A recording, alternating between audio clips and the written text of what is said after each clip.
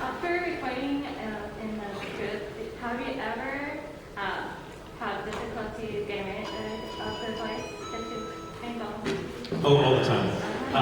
It frequently happens, like the story I told about going to Montreal, where I'm like, hello, and they're like, no, we don't talk like that, stop.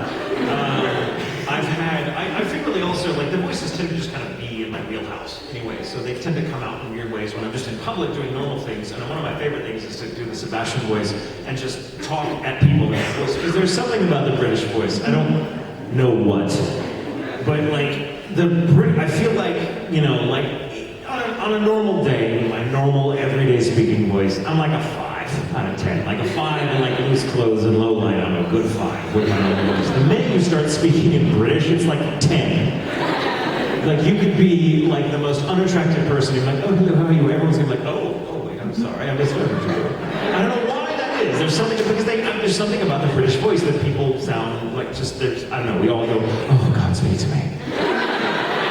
Speak to me, Benedict Cumberbatch.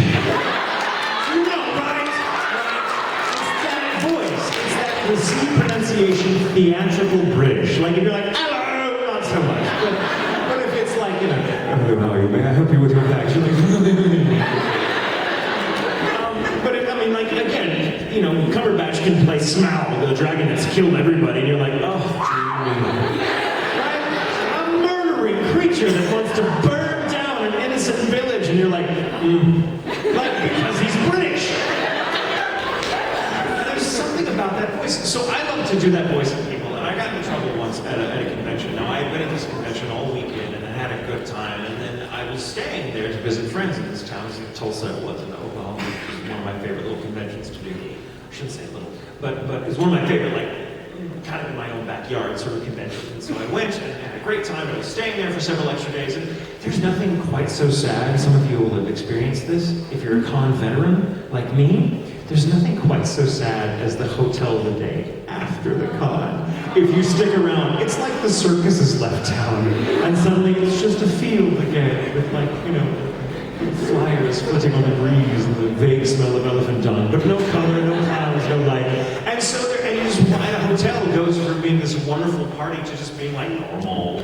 All the staff have taken off their cat ears, and, you know, and there's now businessmen crying into their martinis in the bar. And that's it, you know. And so I realized, I'm like, I'm not ready to be, I'm still in con mode, so I'm gonna have fun with like the normal people, the boring normalers. And so I thought, well, I'm gonna go to the concierge desk and like talk. It's Sebastian, and see what happens. Because the staff had changed over, it was now their Monday through Friday staff, and it was a different girl running the concierge desk. And I come up to her like, hello, I'm sorry, I'm not from around here. I wonder if you could mind point me in the direction of a really good steakhouse or something. I understand that's the local food to get. And the girl goes, no, stop, what is that coming out of your mouth? Stop. And I thought, one of two things, either I'm not doing it so well, and she's like, I have friends from Britain, and that's insulting, or she's like, really buying it, and I'm not gonna be stuck in this accent for the rest of my stay, because she's gonna kick my ass if she realizes I'm just messing with her. So I'm like, oh, no, I'm sorry, and she's like, what did I say? Stop talking. Deborah, come here, Deborah. Deborah comes over, another hotel staff, and she's like, hello, can I help you? And she's like, say something, and I'm like, hello, Deborah, how are you? She's like, if you were my boyfriend and you talked like that to anybody else, I would kick your ass. So that has gotten me in trouble before.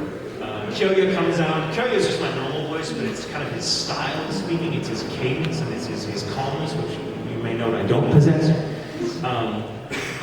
Kyoya comes out if I'm ever negotiating like a contract. I'll be like, oh, well, I have this picture of you that says I'm making more per hour. That's never happened. Oh, that's what you got before my life was brother. No. I mean, but that, like when I'm buying a car or something disgusting like that, where it's just horrible and haggle and negotiate. I hate doing it, so Kyoya comes out and helps me.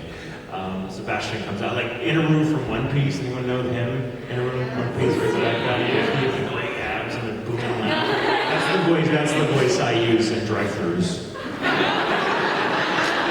Sorry, I like, so to stay in voice, Mike McFarland, the director for the Sky P, one of the 3 directors that worked on the Sky P opera for One Piece, and this is when I really got to know Mike McFarland. McFarlane, who's now one of my closest friends, he just thought the inner voice was hysterical because it was like, hello, how are you? I'm a total douche, and I'm going to kill you with lightning. I mean, it's just inner. But he's so big on the top that Mike would be like, I dare you to just go for lunch on our lunch break and just be in a room, like just be in a room, stay in character. And I'm like, all right, I'll do it. You don't scare me. So I would go to this Jack in the Box that was like near the studio all the time and do like the drive-through thing and be like, drive through and like, yes, welcome to Jack in the Box. It's like, order, please. And I'm like, yes, I would like a number 5 with curly fries and an Oreo cookie shake. And they're just like, will there be anything else? And I always finish it with, yeah. No, I'm good, thank you. And the best part is that anybody that works at any kind of like Starbucks or fast food, anything near Funimation hates their life because we all do that too. We're like, hi, Mr. Tatum.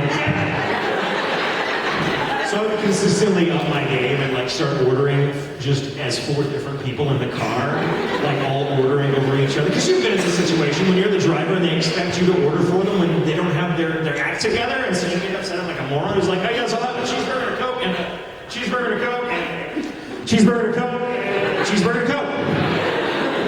So instead I would like come in and be like, oh yeah, I'll take a number 5. I want like curly fries and like the cinnamon sticks. Will you shut up already? Oh my god, that's this stuff, right? You know, drive around and like, because I would actually get all this food.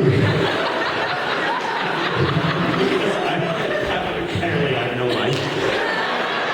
There's nothing that compares with driving around and being the only guy in the car